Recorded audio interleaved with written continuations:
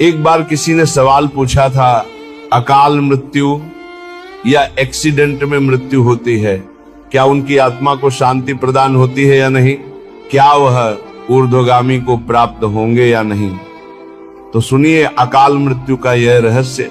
इसमें यह देखना है कि अब जैसे बड़े बड़े संतों के भी एक्सीडेंट में मृत्यु हुई है, हमने देखा है पूज्य बक्सर के मामा जी नाम के बहुत बड़े संत थे। वे जा रहे थे कथा करने बरसाने। पहले दर्शन किए श्री जी के सामने, फिर एक ट्रक ने ऐसी टक्कर मारी कि बस राधा पधार गए। तो अब इनकी आत्मा को कोई अशांति थोड़ी है, तो भगवान के पार्षद भगवान में गए, समझ गए। अब जो पाप आचरण कर रहा है तो शरीर छूटने के बाद उसको वैसी गति मिलेगी। खास बात मृत्यु कैसे हुई इससे मतलब नहीं है, खास बात है उसने जीवन कैसा व्यतीत किया इससे है। जैसे पूज्य पाद श्री उड़िया बाबा जी महाराज इतने बड़े सिद्ध संत थे और उनकी अंतिम दशा ऐसी होती है कि एक पागल आदमी, विक्षिप्त आदमी गड़ासा लेकर ऐसे आया तो उससे अब क्या अधोगति होगी। अरे वो तो जीते जी ब्रह्म पद प्राप्त महापुरुष है, समझ रहे हो ना। मृत्यु की घटना से किसी के परिणाम को नहीं जोड़ा जा सकता, उसके जीवन से परिणाम को जोड़ा जाता है। उसका जीवन कैसा था, मानो जैसे परीक्षित जी का सर्प काटने से मृत्यु हुई तो उनकी दुर्गति थोड़ी हुई, वो तो सीधे परम पद में गए क्योंकि जीवन भगवान में था, भजन में था। अब जैसे कोई बहुत पापी आत्मा पाप कर्म कर रहा है तो देखा गया कि कोई कष्ट नहीं, बहुत आराम से मृत्यु हो गई, बहुत आराम से मृत्यु। हमने देखा है कि कोई बीमार नहीं रहा, वैसे ही दिल फेल हुआ, 2 मिनट में चले गए। एक आदमी पाप करता है, जोखा नहीं होता, खूब चौड़ी छाती करके घूम रहा है। एक आदमी बड़े धर्म से भजन कर रहा है और उसका जीवन बड़ा दुख में देखा गया।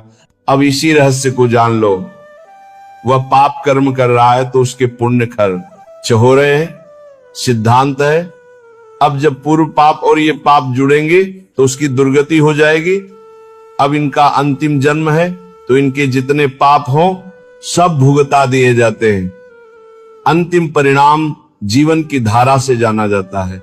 अब जैसे एक आदमी है, अचानक बैठा हुआ, दीवार गिरी और मर गया, उसे आप अकाल मृत्यु कहेंगे, लेकिन उसने जीवन कैसा व्यतीत किया?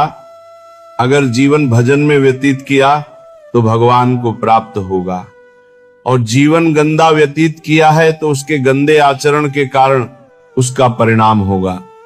केवल मृत्यु की घटना से कोई उन्नति अवनति का विषय नहीं होता, उसके पूरे जीवन से तारतम्य में जोड़ा जाता है। मृत्यु की घटना तो पहले से निश्चित हो चुकी होती है। हम जिसे अकाल मृत्यु कहते हैं वह भी निश्चित होती है। जैसे हमारे पाप बहुत बढ़ गए तो भरी जवानी में मृत्यु होनी है, एक्सीडेंट से होनी है, सांप काटने से, डूबने से कैसे होनी हो पहले से निश्चित है। पूरा काल व्यतीत होकर बुढ़ापे में मृत्यु होती तो ठीक, अब जवानी में मर गया तो उसे अकाल मृत्यु कहेंगे। अब उतने में उसने क्या आचरण किया? अगर उसने सत्य धर्म किया, माता पिता की सेवा की, भजन किया और फिर मृत्यु हो जाती है तो उसका कल्याण हो जाएगा। और उसने पाप आचरण किए, मनमानी की, धर्म विरुद्ध आचरण किए, तो चाहे वो गंगा में मरे वो नरक ही जाएगा, उसकी दुर्गति होगी। गोस्वामी तुलसीदास जी कह रहे हैं, राम राम राम जो न जपी है तो कहां जाए है, तीरथ तप सुरसरि तीर, बिन हरि भजन दुख पाए है। इसलिए हम कहते हैं राधा राधा राधा जपो। मृत्यु की घटना से किसी के जीवन का फाइनल नहीं होता, उसके जीवन की धारा से फाइनल होता है। हाँ, अगर मृत्यु के समय राम कृष्ण हरि नारायण निकल गया तो फाइनल बदल जाएगा। चित्रकेतु राजा की कथा आती है, बहुत रानियां थी, पुत्र नहीं था। नारद जी, अंगिरा जी आए, बोले पुत्र मिलेगा पर हर्ष और शोक दोनों मिलेगा। पुत्र हुआ, फिर षड्यंत्र से मर गया, राजा रोया। नारद जी ने जीवात्मा को बुलाया, जीव बोला मैं किसी का बेटा नहीं, अपने कर्म भोगने आया था। राजा का मोह दूर हुआ, भजन किया, भगवान को प्राप्त किया। यही शिक्षा है। जो चले गए उनकी ट्रेन छूट गई, तुम्हारी न छूट जाए, अपनी पोटली भर लो, राधा राधा राधा। कबीर कहते हैं सब जग निर्धन, धनवंत न कोय, धनवंत सो जानिए, जाके राम नाम धन होय। शरीर भी कपड़ा है, आत्मा चली जाती है, साथ में केवल कर्म जाते हैं। इसलिए अभी समय है, राधा राधा जपो, आज से रोना छोड़ दो, नाम जप करो, तैयारी करो। ये रहने का देश नहीं है, सब छिन जाएगा, केवल नाम साथ जाएगा। राधा राधा राधा। अब मन में शंका होती बहुत लोगों की कि जन्म और मृत्यु पहले से ही तय होता है। फिर अकाल मृत्यु का क्या अर्थ है?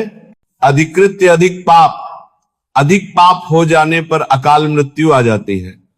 जैसे जन्म और मृत्यु का हमारा समय तय है, वह जवानी में भी मर सकता है, बुढ़ापे में भी मर सकता है, पर जो अचानक अकाल मृत्यु होती है, जिसकी वो अधिक पाप बन गया, कोई महत पाप बन गया, महान पाप बन गया, तो तत्काल आयु को क्षीण करके उसका नाश कर देता है। तो अकाल मृत्यु का किसी का भी योग न बने, इसलिए भगवान का चरणामृत रोज पीना चाहिए। भगवान के चरणामृत का प्रभाव है अकाल मृत्यु हरणम सर्व व्याधि विनाशनम, श्री कृष्ण पादोदकम पीत्वा पुनर्जन्म न विद्यते।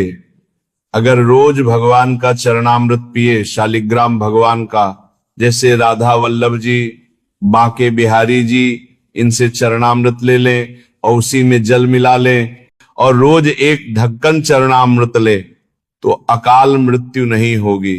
अकाल मृत्यु हरणम सर्व व्याधि विनाशनम, समस्त रोगों का शमन करने की सामर्थ्य और भगवान की प्राप्ति की भी उमंग ये चरणामृत प्रकट करता है। जो रोज चरणामृत पीता है उसकी अकाल मृत्यु नहीं हो सकती, उसको कोई रोग परेशान नहीं कर सकता। होगा शरीर में रोग, लेकिन उसको परेशान नहीं कर सकता, और उसका शरीर जब छूटेगा तो अगला जन्म नहीं होगा, ऐसी उसकी स्थिति बन जाएगी। भगवान का अंतिम समय स्मरण आ जाएगा।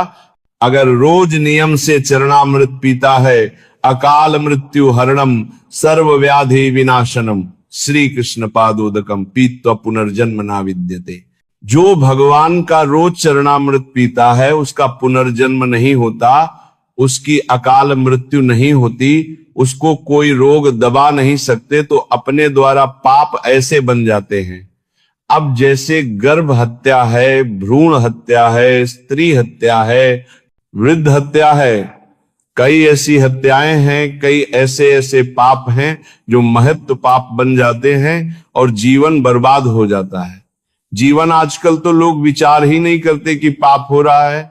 तो जहां पाप बन जाता है इस जन्म में तो दुर्दशा होगी, और जब अगले जन्म में लेंगे तो भारी दुर्दशा इनकी होगी। अब उस समय भले कोई पाप न कर रहे हों, तब लगता है कि यार देखो इस आदमी को कितना कष्ट, लेकिन ये वही आदमी है। अगर इसको पूरी सीन दिखाई जाए तो आप कहेंगे ठीक है, भले इसको ऐसा ही होना चाहिए।